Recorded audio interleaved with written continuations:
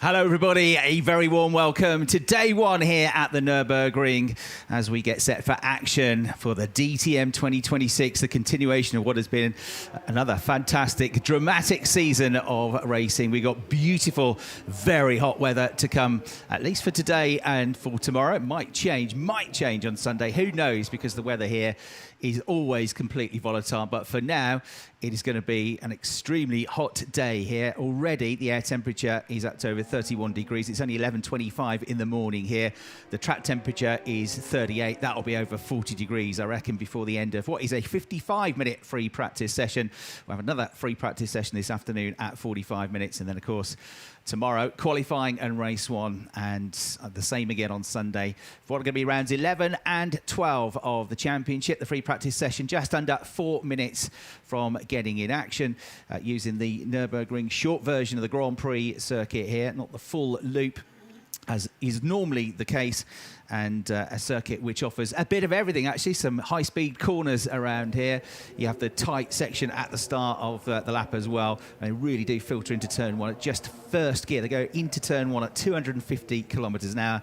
By the time they get to the corner, it's just 70 kilometres an hour from fifth gear, from top gear down to first gear, and then through the arena section in the tight hairpin, the right-hander, where you can go down the inside of somebody, but then run side by side with them through the next 2 or 3 corners.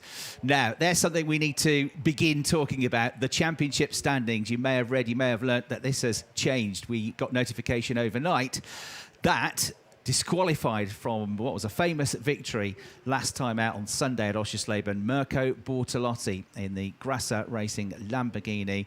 He has been disqualified from the win. Maro Engel was second on the track. That has boosted Maro from 20 points scored to 25. And now Maro Engel, who led the championship anyway, has got an extended lead, 4 points more than he did have. 25 points is now his lead, picking up his 4th career victory, second of the season, and on to 150 points with Nicky Tim as his nearest rival. Of course, it had ramifications for everybody behind in terms of, with the disqualification for Mirko Bortolotti, everybody else moving up in terms of the points they scored. However, Maro Engel is the one that benefits the most, because the gap from finishing second to finishing first is a 5-point leap, whereas others, like Nicky Tim, further down the points, only gained 1 more point by moving up a position.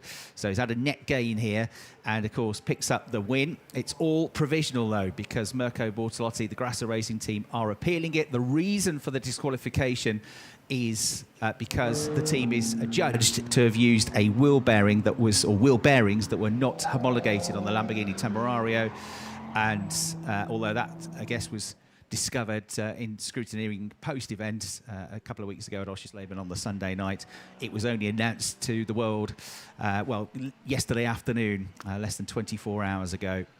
So I've scrambled to change all of my championship points before we came on air, and all of my stats. But it is provisional. It is being appealed. But for now, Maro Engel, 150 points. Nicky Tim, 25 behind him on 125. Lucas Auer on 124, 26 off the championship lead. Thomas Preining, who was promoted from 3rd to 2nd in that race on Sunday, on 121 points and 4th in the championship. So drama and controversy already before we turn a wheel in anger here at the Nürburgring. 2 weekends to go after this one, so now we really do start to talk about the championship fight, especially after this weekend. Several drivers are going to get eliminated from the fight mathematically as well. It is all to play for. We've already had 6 different race winners this year, and already the number of drivers on the podium is only 1 fewer than we had in the whole of 2025, so it could potentially be another record-breaking year, this. 30 seconds till free practice one gets underway. Our first look at the cars on track here at the Nürburgring, and a wonderful venue this is. You've seen some shots of the Nürburgring Castle, which we can see when we look out of the commentary box window. We're on the start-finish line overlooking the start-finish straight. We look to the right and up, and the Nürburgring Castle is there, built in the Middle Ages. That's fantastic. If you're ever at the Nürburgring, you get a chance to walk to the top of the tower. Offers, as you can imagine, some fantastic views of the circuit and the local area. And where we are in Germany is in the fantastic Eifel region, the Eifel Mountains. The nearest city is Cologne, which is about 65 kilometres away. But it is a beautiful area, this, full of rolling hills and countryside. And this, of course, world-famous circuit attached to the Nordschleife. Well, it's 21 kilometre, just under 21 kilometre, amazing circuit. But as always here, next to me in the commentary box at the track, it's good morning to Brian Oliver.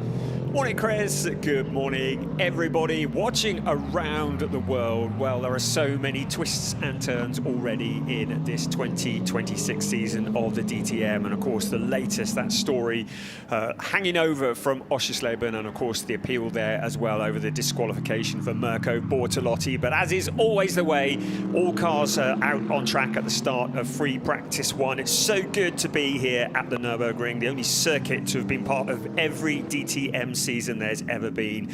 And as Chris has already mentioned, in the shadow of Nürburgring Castle with the Nordschleife just to the side of us, there is a unique atmosphere here. You drive around the locality, everything is motorsport themed.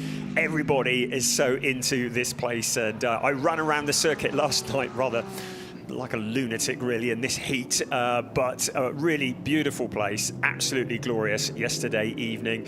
A lot more undulation than you realise looking at the TV pictures, as well as the cars head up towards turn 9. Oh, it was a fair old trek trying to get up there on foot last night. But always provides great racing, and we are seeing all cars out on track at the moment for the first of these 2 free practice sessions. Led by last year's championship runner-up, Luigi Auer, and the Mercedes just behind him, Jules Gounon. There's Thomas Preining, there's Riccardo Feller, Matteo Caroli, one of the early runners out in the Ferrari as well. And Ferrari were one of the victors here with Jack Aitken and Emile Frey 12 months ago. So on Saturday, Jack Aitken won in a Ferrari here. In a BMW, René Rast, the full-time champion, was victorious on Sunday. Kelvin van der Linde and his brother Sheldon van der Linde were race winners apiece in 2024. Kelvin, of course, in the Audi back then, the R8. Mirko Bortolotti has been a winner here in the Lamborghini Huracan back in 2023 for SSR Performance. The year before he won the championship title. And Max Powell, who's continuing his recovery after that horrible accident at the Norris Ring, was a winner here from the 7th row of the grid in wet conditions. His DTM race victory in the Lamborghini Huracan when he was guesting for Grasser Racing Team. On which note, Brian, we have got 2 Grasser Racing Lamborghini Temporarios out, as Lucas Auer gets it all wrong on the way to the Scholler chicane and gets a wheel on the dirt and gets the back end of the Mercedes out of sync, but gathers it all back up onto the track in the end and finds the limits there, just a little bit scrappy, getting rid of the dirt on his tyres, but the Austrian survives what was a bit of a leery moment there on board with him. But yes, we've got 2 Grasser Racing Lamborghinis back out. Yes, we have. We welcome back to the grid Christian Engelhardt. Really good to have him back, and he is subbing for Max Powell, as already mentioned, who's recovering. But really nice to have Christian out. They've found a new chassis, a new Temerario, and he returns after 2 years away from the DTM. And of course, we're going to look again at that moment for Lucas Auer there, just getting the wheels onto the dirt while exploring the limits nice and early on. Good to get the mistakes out nice and early, I guess. But yes, Christian Engelhardt teaming up once again with Mirko Bortolotti. And the first time I commentated on them as a duo was back in 2019 when they were teammates in the GT Masters. Yeah. So, into the Vidal chicane, he just was a bit wide on the entry, wasn't he? So as he hit the brakes, he got that right rear Pirelli slick tyre onto the entrance. That's a fast section as well. It's the end of Sector 2. So when we're talking about sectors in practice and qualifying, Sector 1 is from the start-finish line, takes in Turn 1, and then that sequence through the AMG arena through turns 2, the left-hander, turn 3, the left-hander, then turn 4, 90-degree right-hander as they come back out in front of the grandstand, head down the back straight, then down into the hairpin where they shortcut the lap. They don't do the full lap here around the full Grand Prix circuit. So they turn right through turn 5, hairpin back on themselves. That, on the exit to there, that's where Sector 1 ends. Quite a long first sector. Sector 2 is the shortest sector in terms of time, and that runs through the left at turn 6.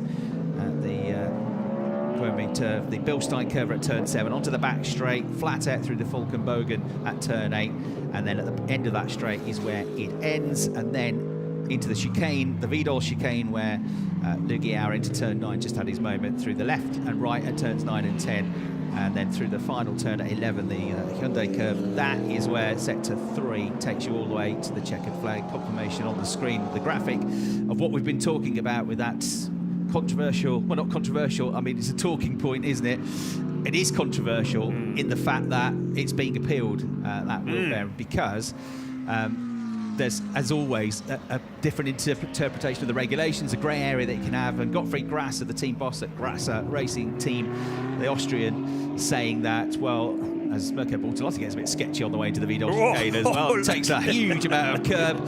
That's the car we've been talking about. It's been disqualified from the win at Oschersleben. And Gottfried Grasser was saying, look, there's a distinct note in the regulations that says the wheel bearings are not a part that has to be homologated. So, yeah, they weren't homologated, but he's arguing that that was one of the components that is sort of exempt from that regulation.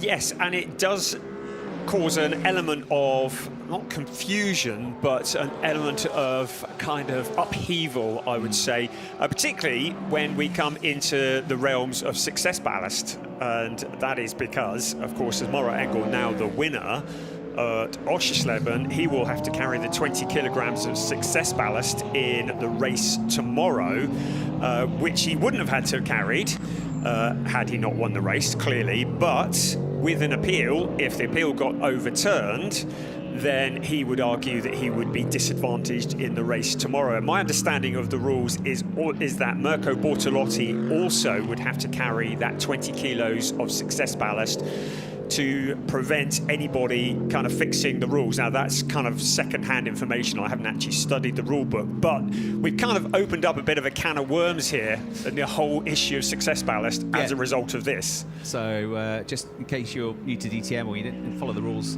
all the way through, if you win a race in DTM, the next race, not in the qualifying sessions, but in the next race, you have to carry 20 kilograms of success ballast. If you finish second in a race, you carry 10 kilograms of success ballast in the next race in which you take part, and then 5 kilograms if you finish in third place. So having been promoted to the win, yes, you get more points from Maro Engel, but yes, now he'll have 20 kilograms of weight on the car. But yeah, the interpretation is that Bortolotti, although he's been kicked away from the result at the moment, because it's being appealed, he will also have 20 kilograms on his car, as if he'd won the race, as if he kept the win. And the reason for that is to stop teams appealing a decision and then avoiding carrying the success ballast and then just withdrawing that appeal straight away and benefiting that way. But it could get messy, couldn't it? Because, for example, if we get to the Saxa ring and that result is overturned and Bortolotti would be given the win back, there's not to say it's going to happen, but it's being appealed, it's a possibility. Then he gets the win back, he gets the points back. Maro Engel has the points taken away from him for the win, but then he'll go, well, yeah, but then I also had 20 kilograms on the car, which I shouldn't have had on Saturday. I should have only had 10. So I got a worse result on Saturday than I could have got.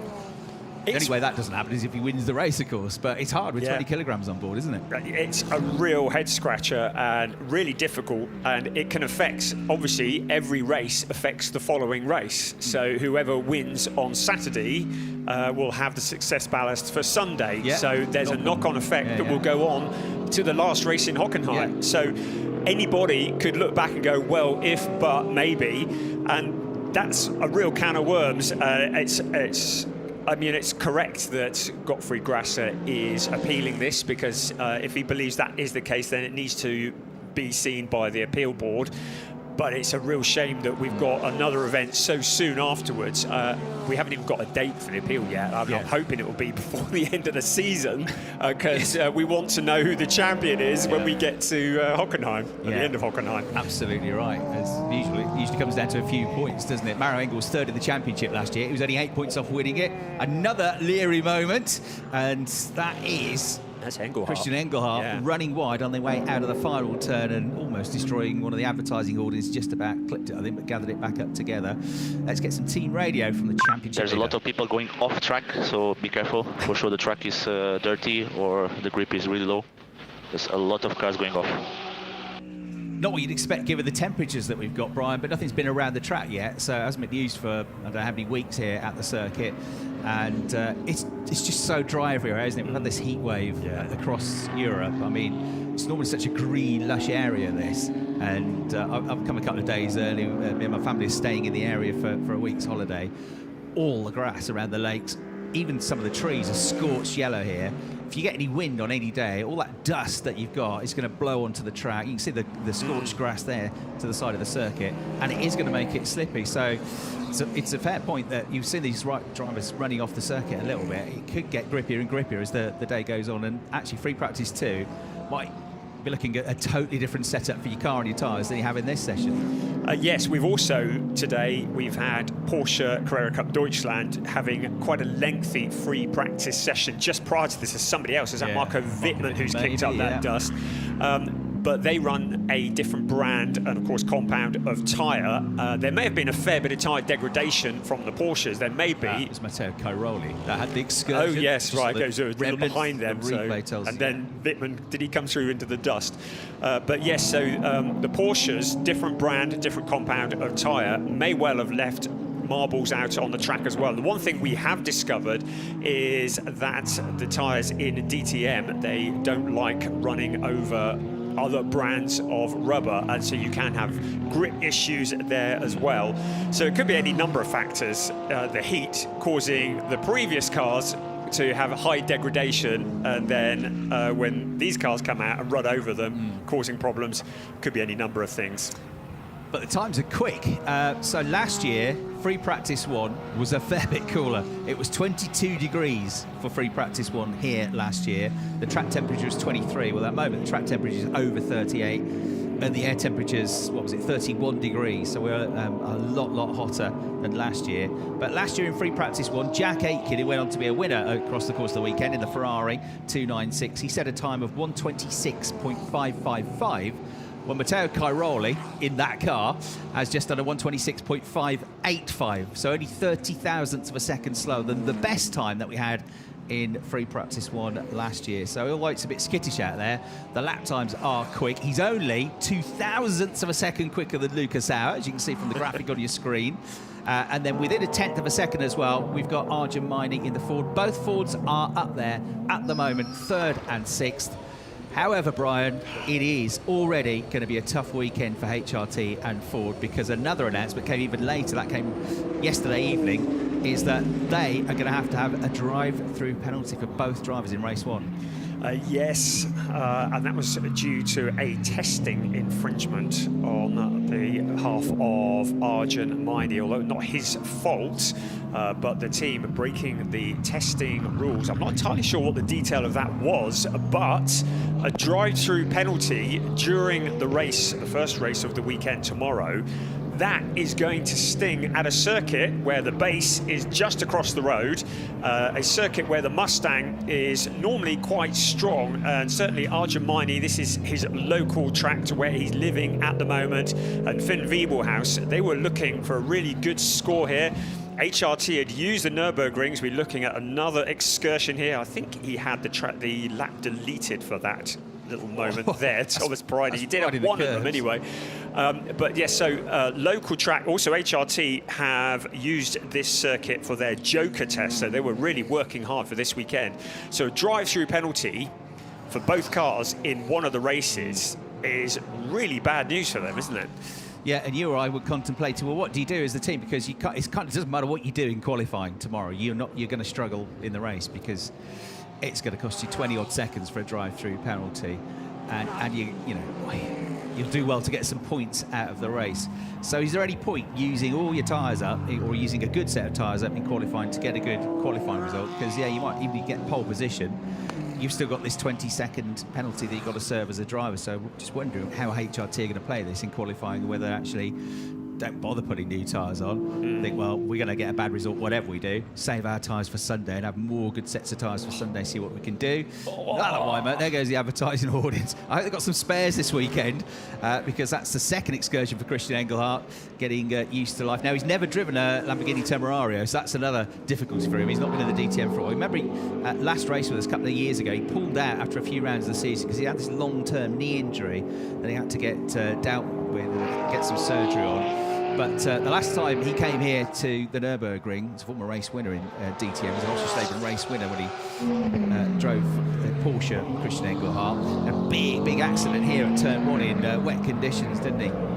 Went off the road, lost it under braking on the way into Turn 1, and then careered off into Ingen Guwen's Porsche back in 2023. They both had 2022 actually, but both had a big accident, and that was the last time he was in action here, so he hasn't got particularly fond memories, at least of DTM at the Nürburgring, Christian Engelhardt. And the car looks a bit of a handful at the moment, but in fairness to him, he's not the only one that's had moments running off onto the circuit, Christian Engelhardt, but very good to have him back. He's a factory Lamborghini driver, so an experienced head is what you need when you're trying to develop a new car. It makes sense to get him in. He's actually only done part seasons in DTM, really, so he's had 17 races all told across the course of his DTM career. Made his debut in 2022 at the end of the season at Hockenheim with SSR Performance when they ran Porsches in their first foray into DTM.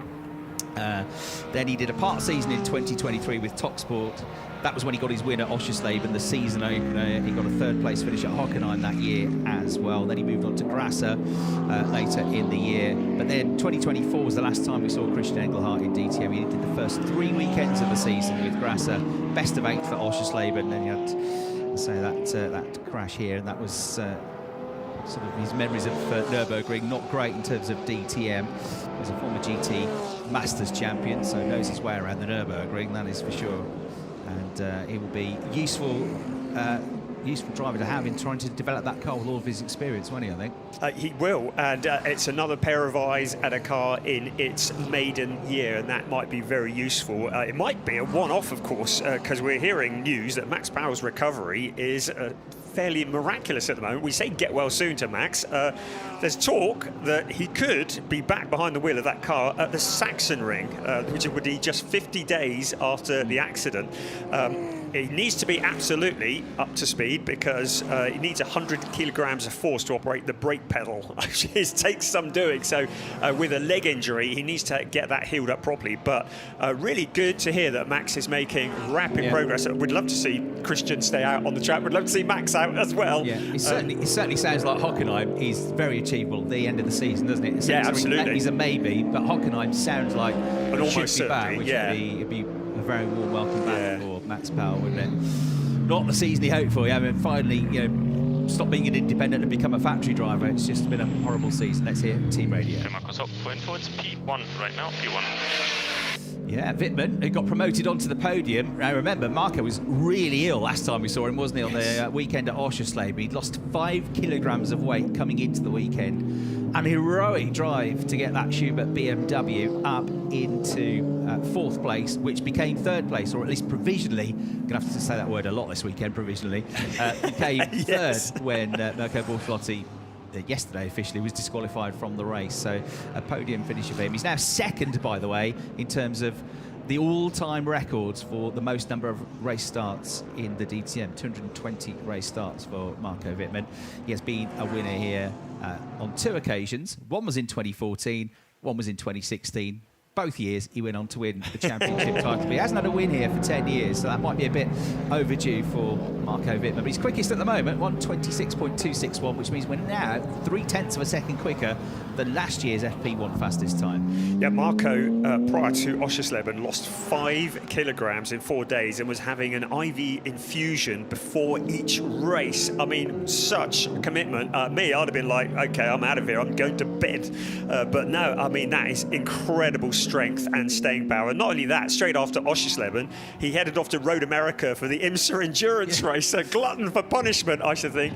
But good to have him back to full health. And of course, as a result of the disqualification for Oschersleben, he has been promoted up into a podium position. So actually, he's probably very pleased he didn't retire to bed that weekend. Yeah, it was a gargantuan effort, wasn't it, by Marco Wittmann. And his teammate, Kelvin van der Linden, as you can see from the timing screen tower, is on a personal best lap. He's on the screen, and he's second quickest anyway at the moment, only 28 thousandths of a second behind his teammate. As I say, René Rast was a winner here on Sunday at the Nürburgring 12 months ago. There's Bastian Buus coming through with what looks like a good lap, his best lap of the session so far, but it's only 17th, but it's only a second, just over a second slower than the fastest time. Kelvin van der Linden lost a little bit of time through that mid-sector, the longest sector on the lap. What's his final sector going to be like? Good enough to improve the time? No, 26.349 though. He's still quicker than anybody else apart from Marco Wittmann. So he's second and third quickest lap times that the South African has now put in.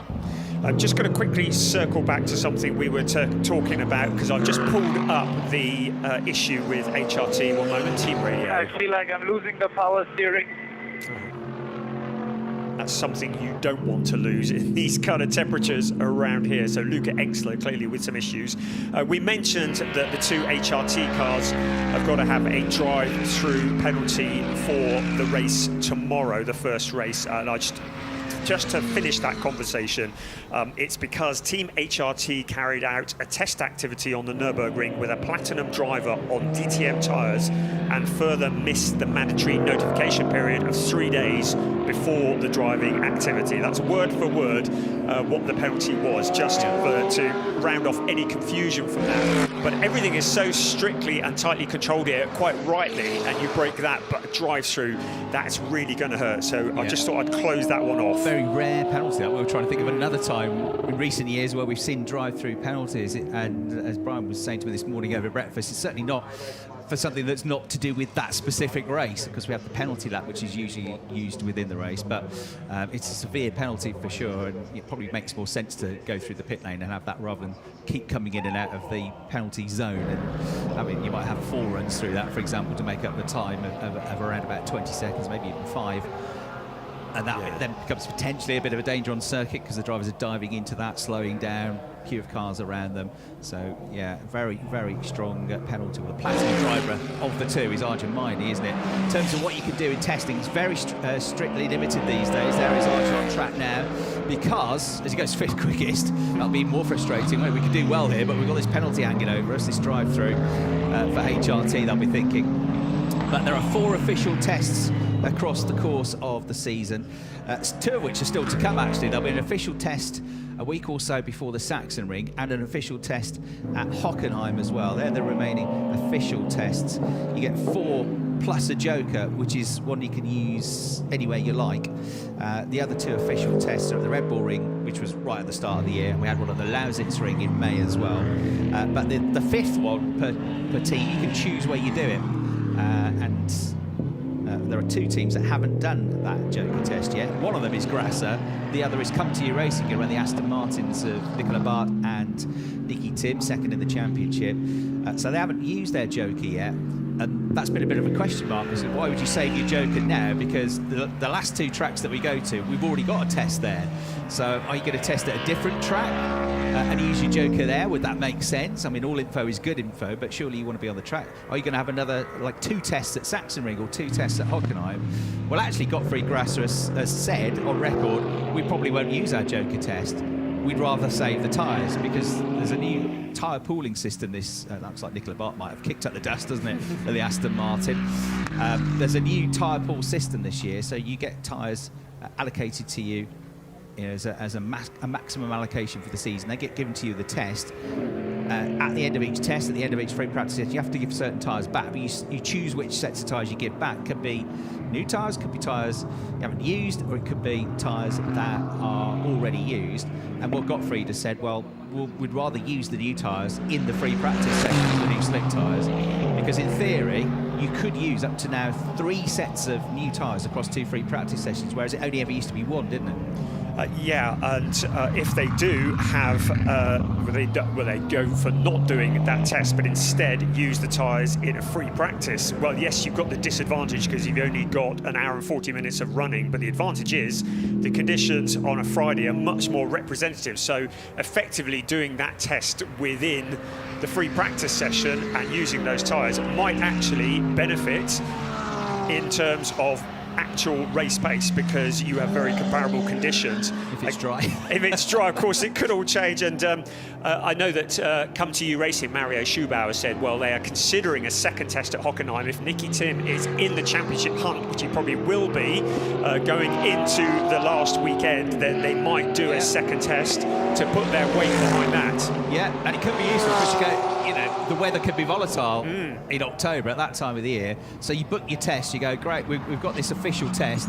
Oh, it's wet, but we know next week it's going to be dry, probably going to be dry for the race weekend. So if you've got an extra test, you go, okay, we'll do our private test a few days before or after that, and that's going to be dry. And you might luck out. You might be the only ones that's been around in the dry in recent months. So it's, you know, in that sense, it's worth keeping it up your sleeve for sure. But just again, going back to the HRT penalty that they've got, you have to adhere to those specific tyre tests, the 4 official ones and the 1 joker one. Now, obviously, a lot of these teams are also competing in the GT World Challenge. Arjun Maini, he's a driver that races in both championships, for example, and they will be testing elsewhere in GT World Challenge, but they can't use these tyres. Now, last year, it didn't matter. Everybody had the same tyre, whether you GT World Challenge or DTM, it was the same compound of Pirelli. But this year, the Pirelli tyre is specific to the DTM. So, yes, you can go and test for GT World Challenge, but you can't use that tyre. And it sounds like, and we haven't got to the absolute bottom of this yet, just this notification.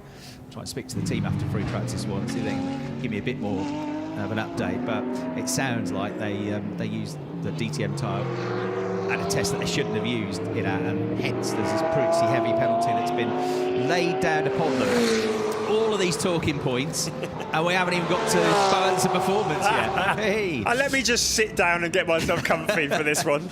Okay. Basically, in summary, everybody's been nailed on balance of performance. Nobody's better off than they were last year, but some are even worse off than others. So for the 8 brands, let's go through them. Mercedes. I'm comparing this to Nürburgring last year. I'm not comparing it to Oschersleben because different tracks have different BOP, right? So Mercedes are 10 kilograms lighter than they were last year. Sounds good, right? Sounds like they're better off. But they have got a restrictor which is 0.5 millimetre larger as well. So that's good. A larger restrictor doesn't restrict the air coming into the normally aspirated engine, gives you more power. So that sounds like they're better off. However, they've got a different engine mapping system like Mercedes this year, so things have changed anyway, so it's not necessarily as good as it sounds.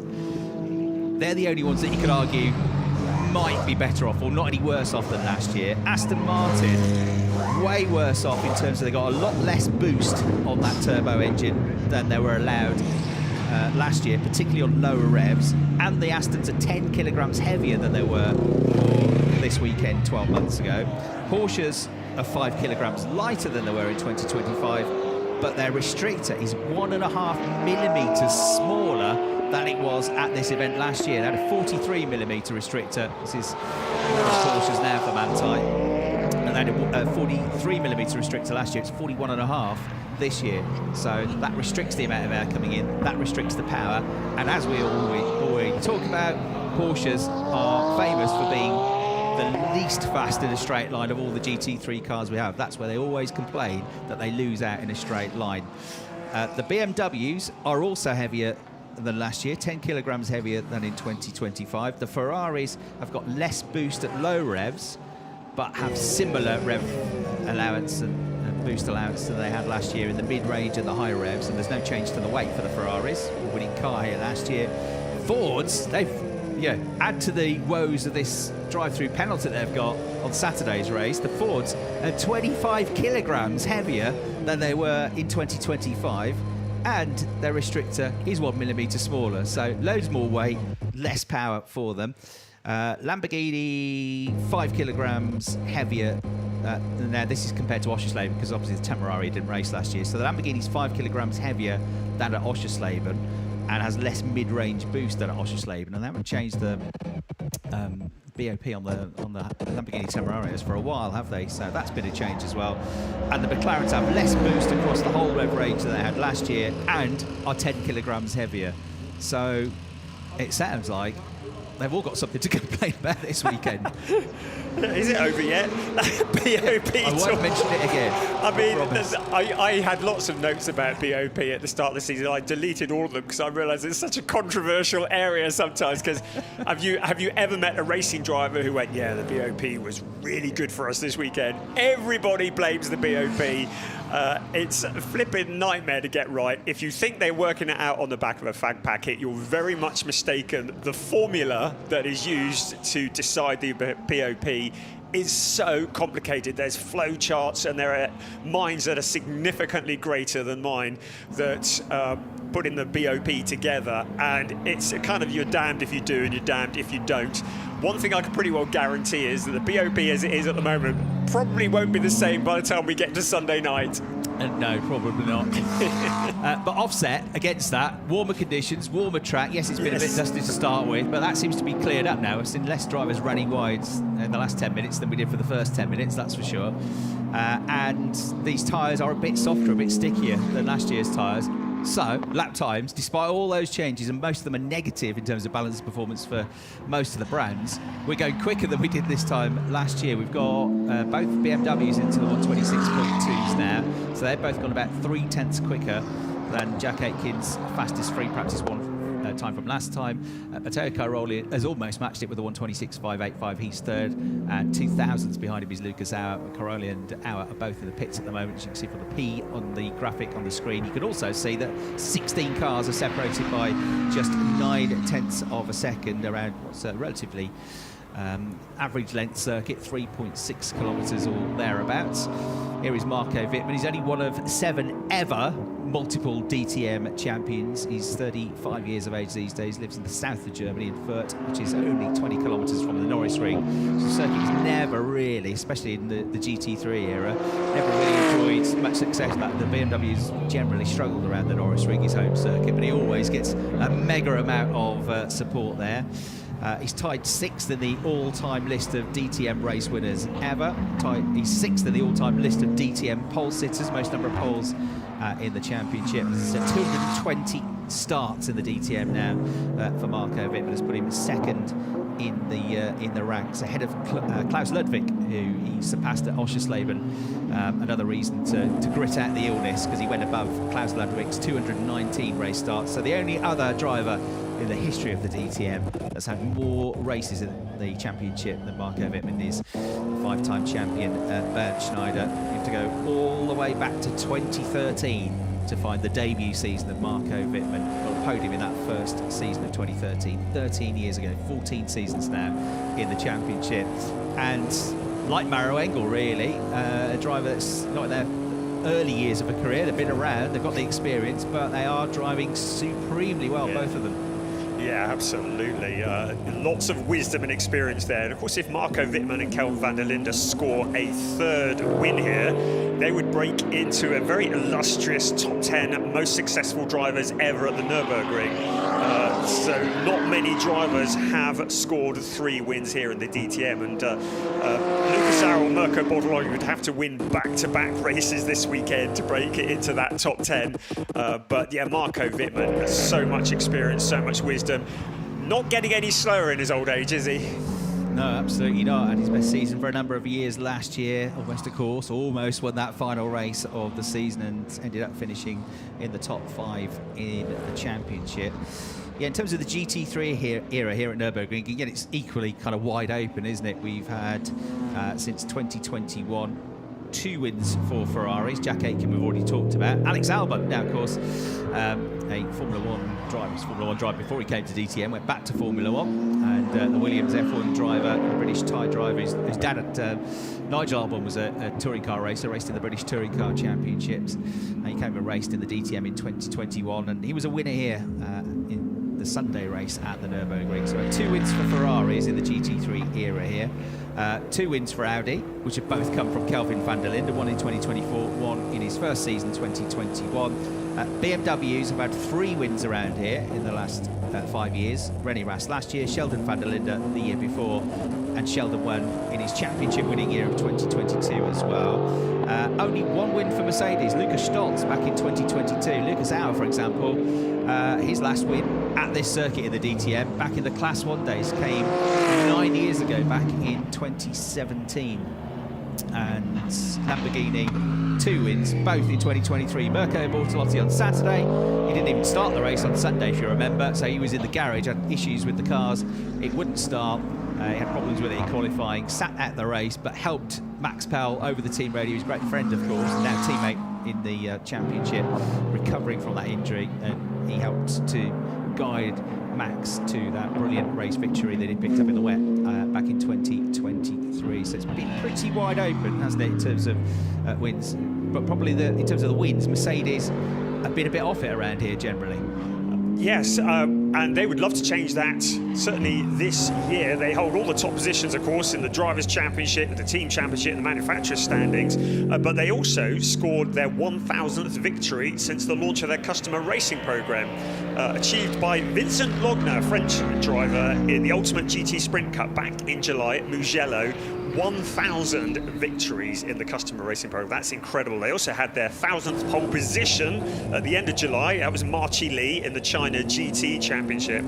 So Mercedes would love it very much to do something here as well and to get another win for one of their drivers. But as ever, even if they don't win at tracks, the Mercedes, the trusty old Mercedes AMG, still thereabouts. So, for example, Mauro Engel, your championship leader, he's never won here in DTM at the Nürburgring, but he has had a 2nd in 2024. He had a 3rd in 2024 as well. Was he back-to-back podiums last time out with what became a win now at Oschersleben. So always there or thereabouts. Lucas Auer had a 2 thirds in 2022. And he got another one in 2023. Got his maiden pole position here, actually, Lucas Auer, all the way back in 2015.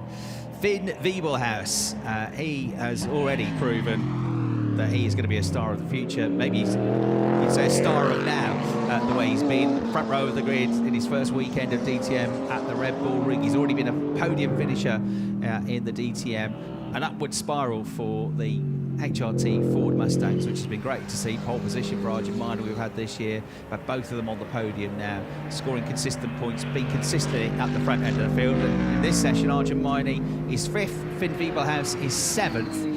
But it might all be about Sunday because of this drive-through penalty they've both got on Saturday. But you can't deny they're both competitive here, looking at these free practice times, which bodes well for Sunday. Yeah, and the Mustang always does look good here. Last year in the GT Masters, we had a front row lockout by the Mustang, and they were looking really strong again here in the GT Masters a few weeks back as part of the Truck Grand Prix. So we know this track suits them. Or, as I've already mentioned, you can almost see the HRT base from our commentary box. That's how close they are. It's their home circuit. And there's also been a little bit of juggling in the pit crew as well at HRT because their pit stops have been dramatically improved following a restructuring of the pit stop process. An ex-Ralph and David Schumacher engineer, Andreas Riedel, who's now taking responsibility for that. The team are working hard to refine their equipment. They were talking about how in the pit stops, just the socket on the impact wrench so that you can get it even if you put it on the wheel at an angle. Things like that, they're refining that. Also, they've got a reserve crew that are in intensive training. So HRT with the Mustangs working really hard, and that's showing because their pit stops have been really quick now, haven't they? Yes, so on Saturday at Oschersleben, 8.5 and 10.3 seconds their pit stops, which is kind of where they've been, the sort of 8 to 9 second bracket on average this year. And then they changed the structure. Sunday, 6.1 and 6.6 seconds Wow. were their best pit stops. Everybody's like, hang on, what's happened here? As you say, Andreas Riedel has been given full responsibility of overseeing the pit stops now, and he was with HWA for a good period of time, 2008 to 2012. Trusted member of the team for Uli Fritz, who runs and is a major shareholder in the team. And it's not the only bit of restructuring that's going on at that team. There are quite a few changes. I think there's going to be more over the winter, trying to streamline it. Uli Fritz, who knows how to run a team, knows how to be successful in motorsport. And you can see with this only the second season of this Ford Mustang, its current iteration of Ford Mustang in DTM, how quickly they've been able to stride forward. Even last year we were seeing much stronger performances at the end of the season than we were at the start, and this year it's gone on another level, hasn't it, that car? Yeah, they're doing the dual program with the GT Masters, which must help to a degree, even if they are running on a different compound of tyre. So there is an element of data that is swapped across there as well. And of course, the Mustang, when it comes past, we've mentioned it many times, the ground shakes when it comes rumbling past. A really welcome addition to the grid. The other thing about HRT, as I've mentioned, but I think it's incredible, they have a reserve pit crew doing intensive training. So not just the actual pit crew, but another crew who are also being put through the ropes doing all the training in case somebody's ill or injured, that someone can step in. Because if you have somebody, and illness could happen in a pit crew, you don't want to suddenly be losing a second, because all four wheels have to be fitted very, very quickly. If one of them is slow, it's a slow pit stop. Yeah, and we have the pit stop challenge, which is the fastest 3 pit stops, and you're going to count 1 per team. So if you have the fastest 2 pit stops, 1 for each of your cars, you only get 1 set of points, if you like, and that's happened a few times this year. Emil Frey, for example, been first and second fastest pit stop. They just get the points for the fastest pit stop, and it's 3 for the fastest pit stop, 2 points for the second fastest, and a point for the third. And on Sunday, of course, we have 2 pit stops per car if you get to the end of the race, and you just get the fastest one from each of the drivers. And Emil Frey have been going great guns with their change of personnel this year, with 2 coming over from Winwood. They lead on 18 points, Mantyre second on 15 points, and Come To You Racing mega this year because, well, of late really, because they'd never scored any points. It's only their second season in the championship. Even though they were pretty good in their pit stops last year, they've really kicked on this year at Come To You, and they've had, out of the last 4 races, they've had the quickest pit stop twice and the second best one once. Okay, Timo, so we have 40 degrees track temperature. I think it's the best to stay out. I think it's the best to stay out, bring the tire gently into the window, and then we push. Yeah, don't overcook it too soon. What I can tell you, though, is on average, because I've been sad enough to work this out, You have too much spare time. I really need to get a life. Schubert drivers have had the best pit stops on average. They haven't always been the fastest, first, second or third fastest, but on average, Kelvin van der Linde's pit stops this year have been 6.6 seconds when he's recorded a pit stop, 6.605 if you want to be pedantic about it. Marco Wittmann, his teammate, 6.774. So Schubert, on average, have been the quickest in the pit stops this year, which is a fine effort. It's the same crew that covers both cars as well, as Adam Cordial has told us before he works on the wheel gun. And Emil Frey and Thierry Vermeulen in particular, third quickest pit stops on average, 6.9 for Thomas Preining and Mantyre as well, and 6.9s for Matteo Caroli and Riccardo Feller as well. So those 6 drivers can go into races, go into any race weekend, being pretty confident that even if they just do one of their average pit stops, they're going to have a sub-7 second pit stop. Here is Thierry Vermeulen. It was a bit of a kind of quiet weekend at Oschersleben, wasn't it, for the Ferraris? But this is a track where, as we said, that win last year for Jack Aitken, generally they've been quicker over the last few years as well. They'll be really hoping, particularly for Matteo Caroli, who was, of course, leading the championship at one point this season, that they can get his name right back near the top of the points board. Yeah, that would be really good, wouldn't it? And as you say, that's a bit of a wild ride. What was that, out of towards turn 4, I think that was. It was coming out of there for Thierry Vermeulen. But yeah, he was kind of a little bit under the radar. Both of them were at Oschersleben to a degree. I was just fascinated looking at him then coming out of turn 2 and 3, particularly out of turn 3, how wide he was going. We've had a number of track limit mentions, cancellations of lap times, but they've all been up at turn 10 which is coming out of the chicane. But the driver's taken a very wide line through turns 2 and 3. But that seems to be, well, they seem to be able to do that without picking up any kind of penalty. And it was a good demonstration of that from Thierry Vermeulen. I was listening to an interview earlier in the week where they were saying that if you get it wrong out of turn 1, that kind of unsettles you for turns 2, 3 and 4. It puts you kind of on the back foot for that. So getting those turns 1, 2, 3 and 4 right is kind of critical for a really good lap time. As we got a great shot there, a bit of fire going on in the distance there. Yes, that's a wildfire. Yeah. That is a number of kilometres away from the drone shot you can see, which has been something that's been happening across Europe. Back in our home country in the UK, a really bad one in the West Midlands yesterday at Stourbridge, just because it's been so dry, and just one spark from one dropped cigarette, or even sometimes it's not that causes these sparks to go up, and the fire services and the emergency services being kept busy. So that's a fire which is going on in the distance. Hopefully that can be contained in the not too distant future, but something that a lot of us are having to live with in Europe, which we're not really used to, are we? Particularly in Britain. There's been quite a few in Britain. We're definitely not used to it in our part of the world. It's in the UK, I heard on the radio, if all the remaining days in August are just average temperature for August over history, then we'll far exceed the record temperatures for August, because we've already been so hot in the first part of August that just if it's average for the rest of the time, it's going to be a record, the hottest ever August in the UK. I think it's pretty similar over here as well. Although interestingly, you and I have been looking at the forecast. It gets cooler and cooler as it goes on, does it? So in a week's time here, it's going to go from being, 31 degrees, it's going to be 35 degrees this afternoon. In a week's time here at the Nürburgring, for a number of days, it's going to be down to 18 degrees. I mean, I stepped into the back garden yesterday and it was 28 degrees, or the day before yesterday, and I thought, oh, it's a bit chilly today, isn't it? We're getting used to this weather. We could do with the rain. Now, we said last night when we were chatting, we really shouldn't speculate about rain over the DTM weekend, because whenever we do, it never arrives. But the forecast for this weekend at the Nürburgring is thunderstorms, potentially tomorrow, and significantly cooler on Sunday and cloudier.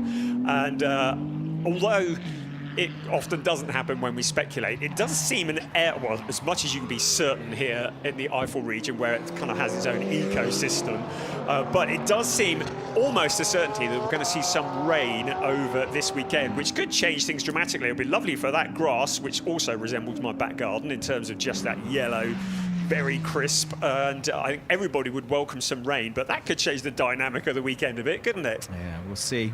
You never know at the Nürburgring. I was just thinking back to looking at Mirko Bortolotti as well. Mirko Bortolotti has been on pole position here at the Nürburgring. That was in 2022. The reason he was on pole position was because he was the championship leader at the time, and the reason we didn't have a qualify was because thick fog descended for almost the entire day here at the Nürburgring. We were talking about nothing. Poor Verena Vriek down in the pit lane had to interview about 1 million people while we were on air, because nothing was happening on the track, and did a fantastic job that day. And then we almost had given up on it at the end. I think it got to about 4 o'clock, and it just, as soon as it came, disappeared. Vanished. There was no fog anywhere, by the way, on the drive from my hotel, which was about 25 minutes away, to the circuit, until you got about 5 minutes from the track. And then it's quite high up here, in fairness, but thick fog all the way around us. Couldn't see anything. Couldn't see from one marshal post, one corner, to the next. And then we thought, oh, this isn't going to happen. The whole day's going to be aborted. It got to about 4 o'clock, and it just, within, I don't know, 15 minutes, it had completely gone, and we ended up having an evening race almost in the end. It did happen, but Mirko Bortolotti was the driver on pole position. Thierry Vermeulen is the driver that you're seeing going off the track at the moment. Some dust down there as well, almost losing the back end there. I think there's something down there, whether it's just dust or whether there's some fluid, but for 2 in a row to do that, there's something on the track. Yeah, well, the thing is, it's so dusty that if you make a mistake, you drag all that dust and grass back onto the track. You make life difficult for everybody behind you, don't you? But yeah, Bortolotti, mixed feelings about the Nürburgring, I reckon, because it was 2023. He had that chance to win the championship. He was going well in the championship, and it all kind of went wrong for him at the Nürburgring. He had a couple of coming together. One of them was with Liam Lawson, and Sorry, that was 2021, wasn't it? And then 2022, he got the pole position here in the fog, but then 2023, he had the non-start and didn't get to race, but he has been a winner here as well. So it's kind of, it could be a terrible weekend or a fantastic weekend for Mirko.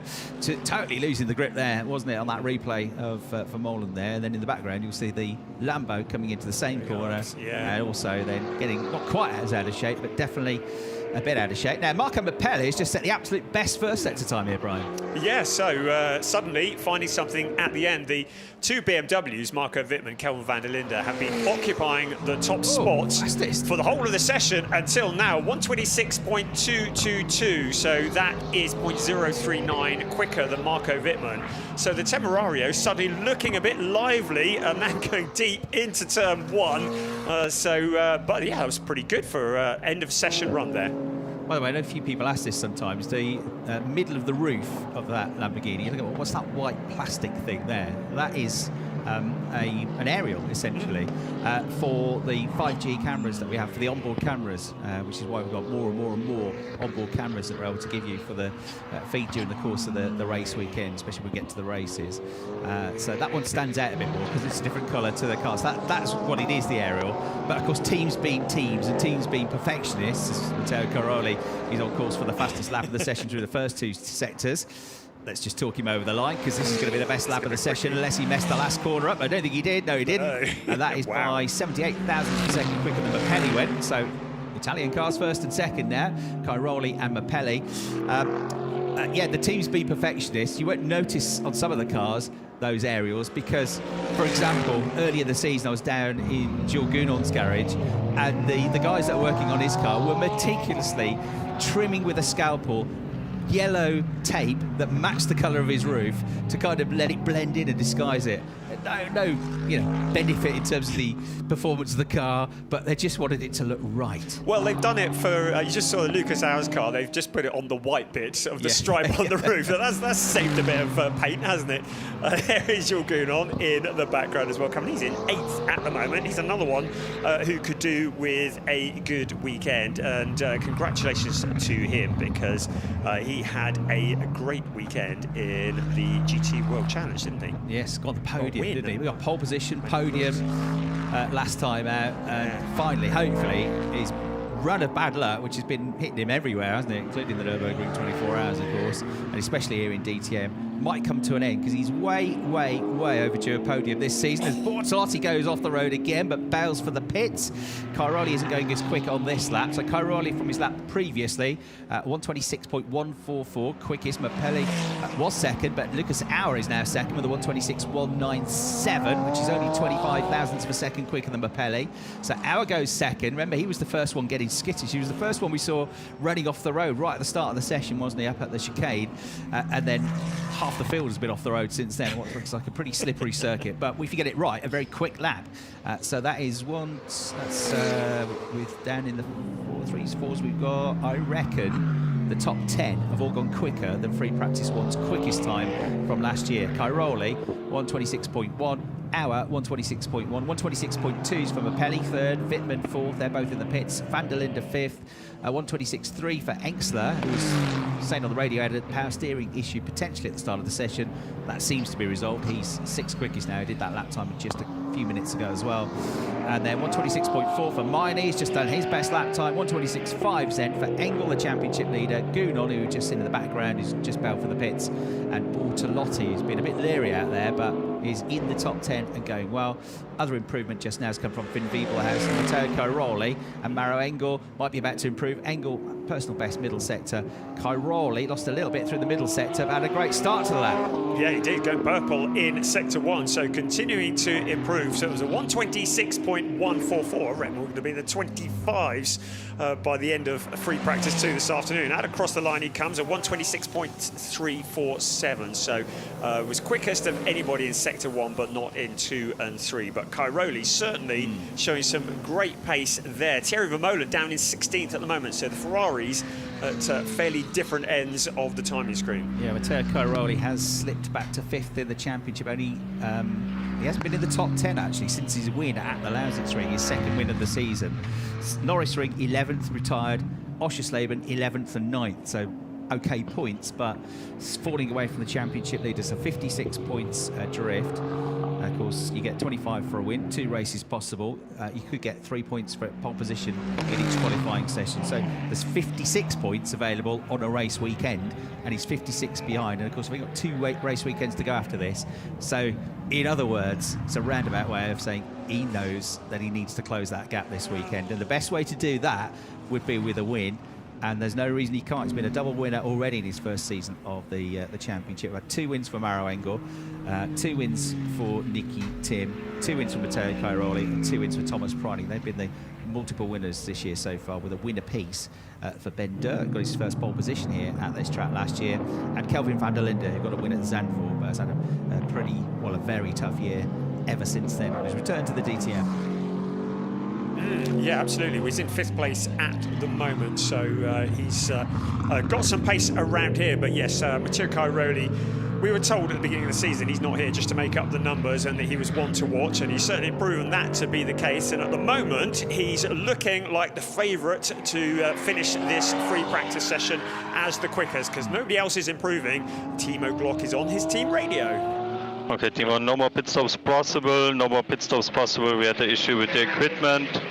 90 seconds left. I don't think it's much time to run with the cold tire. So let's box.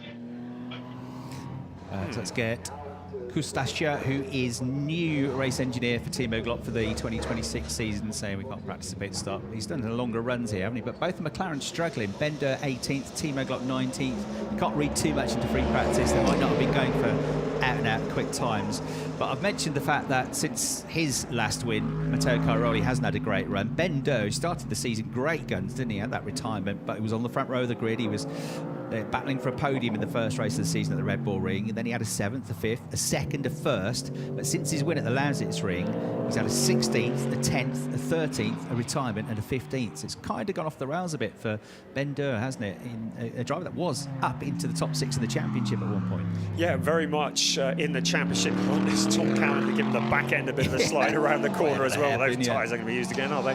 But yeah, Ben Durr, it just shows you can get sometimes into a bit of a trough, and you've got to kind of pick yourself up again. But he had such a high, fast start to the season. But as you say, it's been quite a dip over the last few races. He'd love to put that behind him here at the Nürburgring. But with the cars 18th and 19th, the 2 McLarens, looks like they haven't got the pace at the moment. But as we've said already with the BOP, that might change overnight, as it often does.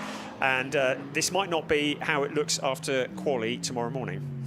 So it is a hot pace out there. It's a much hotter track. It's over 40 degrees. It's 12, 13 degrees hotter, that track temperature, than this time last year. The air temperature was 23 for free practice one a year ago. Now it's about 32, 33 degrees. So much hotter conditions. Yes, a dusty track to start with. Lots of drivers going off, bringing that dust back on. And several moments for several drivers in that. But if you got it right, it was very quick with this new, slightly stickier tyre. And in the end, the top 10 all went faster than Jack Aitken's fastest free practice one time. He was the quickest in this session last year. And a 126.1 was about 4/10 quicker than the fastest time from this equivalent session last year. It was Matteo Cairoli that tops the times. The Italian in the Mille Fryer Racing Ferrari 296 was just over half a tenth quicker than Lucas Hauer, who's looking for his first win at the Nürburgring of the DTM since 2017. And then just behind him, Marco Mappelli with a late improvement in the Tamarario for the Red Bull AB team, 126.222. That means that they were all within 78 thousandths of a second of each other. Marco Wittmann there in 4th place, just ahead of his teammate Kelvin van der Linde in 5th. Luca Engstler 6th, Arjun Maini 7th, championship leader Maro Engel in 8th, Jules Gounon, Mirko Bortolotti in the top 10. Then Nicky Tim 2nd in the championship, 11th in the session, 0.4 of a second away. Tom Callender, we saw at the end of the session there, was also 0.4 of a second away in 12th. Finn Wiebelhaus was in the top 6, 7 for a lot of that session, but fell back to 13th place in the end, with Preining 14th, fell at 15th, Vermeulen 16th. He had a couple of offs, didn't he? Bus and Durr 17th and 18th, Glock in 19th, Bart in 20th, and Christian Engelhardt, who's still getting used to things, of course, ending up 21st in that session, the new chassis, and his first time racing and driving a Temerario. So super slow-mos then of your top three. Marco Mappelli, well, good session that for the Red Bull App team, with his teammate Luca Engstler in the top six as well. Third for Mappelli, the Italian. Second for double vice champion of the DTM and the driver that finished second in last year's championship, Luigi Auer, at the circuit where he got his first ever DTM pole. So 11 years ago now, but it was Ferrari on top. The Swiss team, Emil Frey Racing and Matteo Cairoli in the number 14 machine, looking for his third win of the season, looking to get himself back in the championship fight. Free practice 2 is coming up at 4 o'clock. From me, Chris Hartley and Brian Oliver, thanks for your company. We'll speak to you again, hopefully, later on this afternoon. Bye for now.